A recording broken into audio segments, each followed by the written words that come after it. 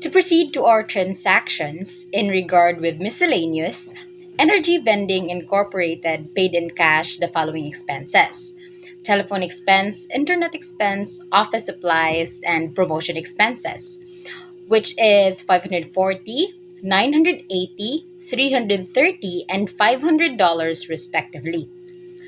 Thus, we have a total of 2,350 cash payment which is then credited. But why do we recognize expenses during this period instead of the following periods?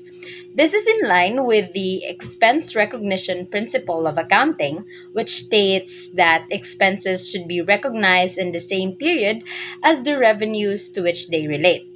If this were not the case, expenses might also be recognized as incurred, which could predate or follow the period in which the related amount of revenue is then recognized.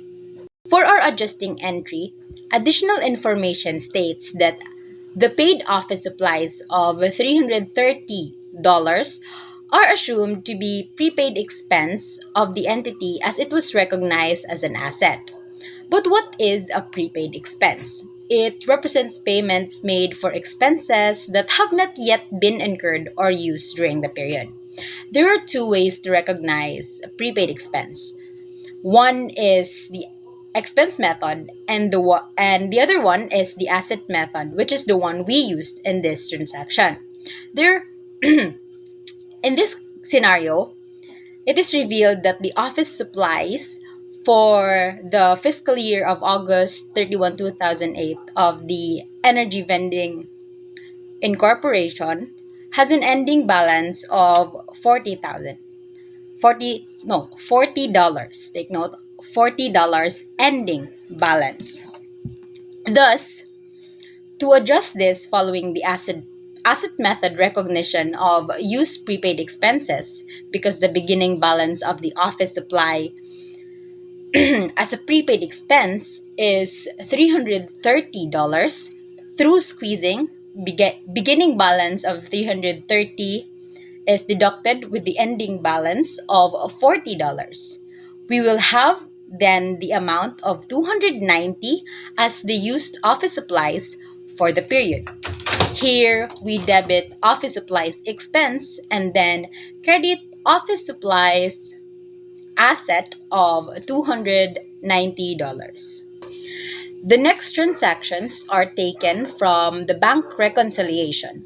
Under PAS 27, for prudential purposes or for conservatism, all financial allied subsidiaries, except for insurance companies, are consolidated with the financial statements of the parent bank or quasi-bank on a line-by-line basis.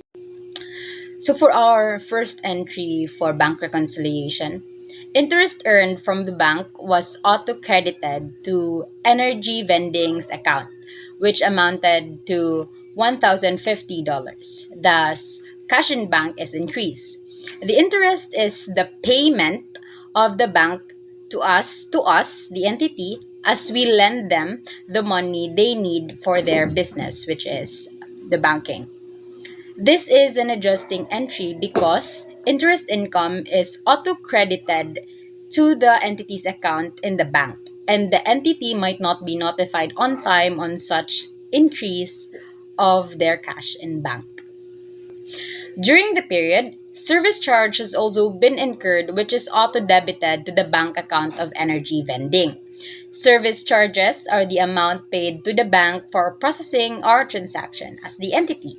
Here, we debit service charge as it is an expense account and credit cash in bank of $180 to adjust.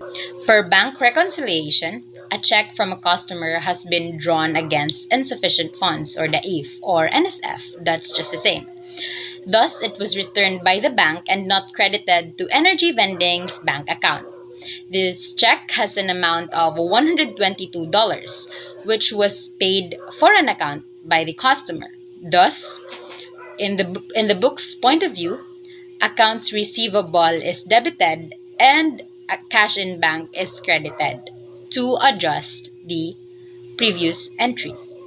In this part, a check was drawn against Energy Vending Incorporated. However, their books recorded an over of $43. Thus, the book statement is adjusted with debit telephone expense of 43 and credit in cash in bank to reconcile the overstated entry last November.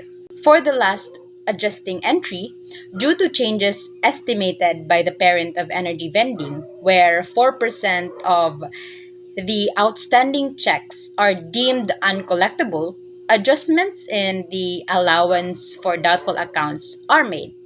Since the ending balance of accounts receivable is 38,317, we multiply it by 4% to adjust the allowance for doubtful accounts, which is then $1,533. And the previously allowance for doubtful accounts and balance is 550. To get our budget expense, we deduct these two.